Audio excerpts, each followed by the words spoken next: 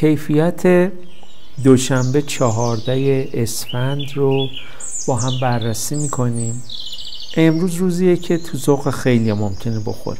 اونایی که تو زندگیشون سعی کردن صادق باشن، احساسات رو تو اولویت کاراشون گذاشتن و برای همه کاسه داغ‌تر از آش بودن، سعی کردن که به همه کمک کنن، تعادل و امنیت رو تو زندگی و رابطه ها رعایت کنن و همیشه سعی کردن که یه دنیای ایدئالی رو درست کنن. امروز براشون شاید روز جالبی نباشه.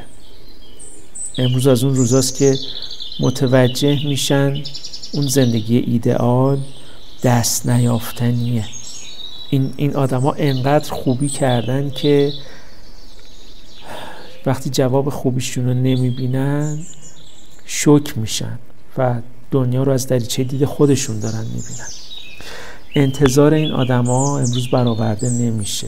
اون چیزی که در نهایت گیرشون میاد یک نتیجه ضعیف و کمجونی هست که متوجه نمیشن چرا این اتفاق داره میفته، ولی اگه خوب دقت کنن میبینن که این یک تکرار مکرراتی هست. این احساس گیر کردن، این خلأ، این ناکافی بودن، دوست دارن که همه چیز به خیر و خوبی تموم بشه، ولی واقعیت اینطوری نیست. در نهایت این آدما احساس میکنن که از خودشون خیلی دور شدن یا از دنیای اطرافشون یا از اطرافیانشون و مجبورن که یه قدم بیان عقب‌تر و ببینن کجا وایسادن، دارن چی کار میکنن و ببینن چی باعث شده که این شرایط براشون پیش اومده و عقب وایسادن. شاید وقت شده که این روش‌هایی رو که تا حالا استفاده میکردن رها کنن، این عادت‌هایی که داشتن، این فکرها، این رفتارها، چون این کارها دیگه خیلی به کار نمیخوره و باید از این روند دست بکشن و رو چیزای مهمتر زندگیشون تمرکز کنن. اگه این کارو بکنن اون وقت احساس میکنن که یک برنده هستن، یک تمام کننده هستن و کارها رو اونطور که میخوان انجام میدن. ولی این ترس از تغییره، این چسبیدن به همینی که دارن بهشون اجازه نمیده که جلو برن و احساساتشون رو نادیده میگیرن، این آدم‌های مهربون مخصوصاً، و این موقعیت افتضاحی رو، در واقع موقعیت افتضاحی که توش هستن رو خیلی سخت رها میکنن.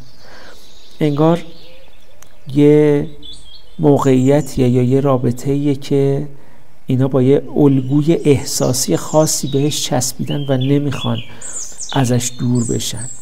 از تغییر واهمه دارن چون میترسن از این که نمیدونن بعدش چی میخواد پیش بیاد. آقا هیچی پیش نمیاد، رها کنید و احساساتتون رو نادیده میگیرید و کارهایی رو انجام میدید که باهاش راحت نیستین.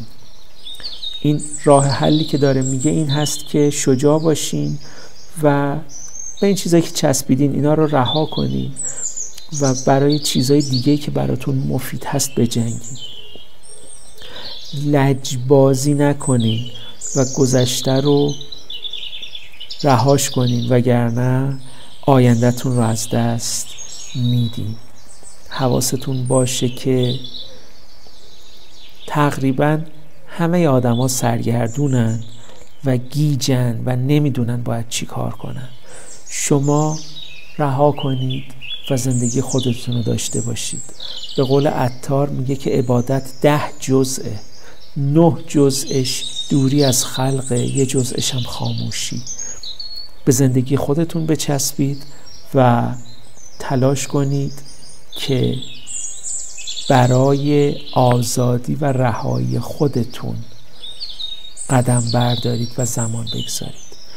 امیدوارم که با توجه به این که دیروز شرایط کواکب دیگه تموم شد و ماه از برج عقرب در اومد و به قولن قمر در عقرب هم تموم شده، شروع جدیدی رو داشته باشید و آینده خودتون رو با تلاش خودتون بدون این که در زندگی بقیه دخالت کنید یا حواستون به زندگی بقیه باشه بسازید و پیش ببرید.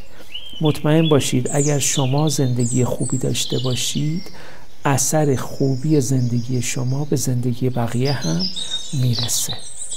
خودتون رو برای بقیه فدا نکنید. امیدوارم که روز و روزگار براتون خوب باشه.